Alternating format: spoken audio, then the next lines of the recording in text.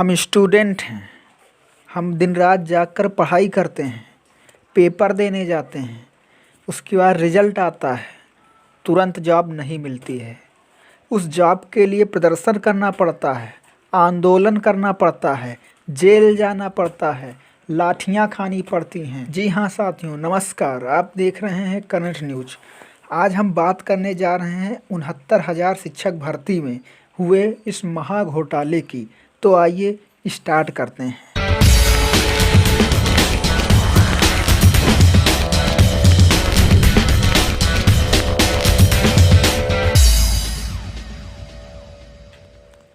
उत्तर प्रदेश में 69,000 शिक्षक भर्ती के सहायक अध्यापक पद के लिए परीक्षा 6 जनवरी 2019 को आयोजित की गई थी, जिसका परिणाम 12/5/2020 को घोषित कर दिया गया और बेसिक शिक्षा विभाग की वेबसाइट पर विभिन्न कैटेगरी की सीटें अलॉट कर दी गईं, अर्थात रिक्तियों की संख्या भी बता दी गई कि इस कैटेगरी को कितनी सीटें प्राप्त होंगी और अंतिम सूची 1/6/2020 को जारी कर दी गई। अब सारा खेल यहीं से शुरू होता है। इस भर्ती परीक्षा में चयनित उम्मीदवारों की लिस्ट जारी कर दी गई, परंतु उनकी कैटेगरी और सब कैटेगरी गायब कर दी गई। उन अभ्यर्थियों के नाम के आगे कैटेगरी न लिखने से पता चलेगा कि कितनी सीटें किस कैटेगरी को प्राप्त हुई हैं।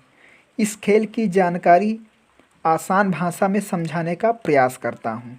इन 69,000 पद के लिए पहली लिस्ट 1 से 34,589 तक जारी कर दी गई, जिसमें 19,805 पद जनरल के लिए तथा 18,851 पद ओबीसी के लिए दिया गया। दूसरी लिस्ट 34,590 से 69,867 तक जारी की गई, जिसमें 12,754 पद ओबीसी को प्रदान किए गए। अब इन दोनों लिस्टों को जब हम ऐड करते हैं तो ओबीसी को कुल 31,605 सीटें प्राप्त होती हैं। अब पुनः अगर हम 69,000 में 27% आरक्षण को निकालें तो यह 18,630 के करीब प्राप्त होता है। मतलब सरकार द्वारा जो 31,605 सीटें प्रदान की गई वह 27% आरक्षण से अधिक है। लेकिन नहीं, यही तो खेल रचा गया है इस भर्ती में। जब इसके लिए अभ्यर्थी सड़क पर निकले, आंदोलन किए, तो उन पर लाठियां बरसाई गईं, उनके हाथ पैर तोड़ दिए गए। कुछ अभ्यर्थियों ने जहर खाने का भी प्रयास किया, तो कुछ ने नदी में कूदकर जान देने का भी प्रयास किया। और अभ्यर्थियों को यह समझाने का प्रयास किया गया कि आप लोग नेताओं के कहने में मत पड़ो, नेता आपको दिग्भ्रमित कर रहे हैं। इस भर्ती पर किसी भी प्रकार का कोई घोटाला नहीं हुआ है, परंतु जो अभ्यर्थी कोर्ट गए हैं उन्होंने दावा किया है कि जो आरक्षण ओबीसी को 27% मिलना चाहिए था वही नहीं प्राप्त हुआ है। ओबीसी को मात्र 2,637 पद ही प्राप्त हुआ है। 27% आरक्षण के स्थान पर 3.80% आरक्षण ही दिया गया है, जिससे 5,844 सीटों का नुकसान ओबीसी को झेलना पड़ रहा है। जबकि नियम कहता है कि अगर 100 पद हैं तो पहले 50 पद अनरिजर्व यानी ओपन कैटेगरी के अंतर्गत आते हैं, जिसके अंतर्गत ओबीसी, जनरल, एससी, एसटी, अन्य प्रकार की सभी कैटेगरी इसके अंतर्गत आते हैं, जिसमें उस सभी स्टूडेंट को शामिल कर लिया जाएगा जो अपनी मेरिट के दम पर, अपने प्रतिभा के दम पर उन 50 में शामिल हो जाते हैं। उसके बाद बचे 50 पद में 27% ओबीसी तथा 21% एससी की आरक्षण की व्यवस्था की गई है। परंतु जो सरकार ने लिस्ट जारी की है उसमें किसी भी कैटेगरी का कोई उल्लेख ही नहीं किया गया है।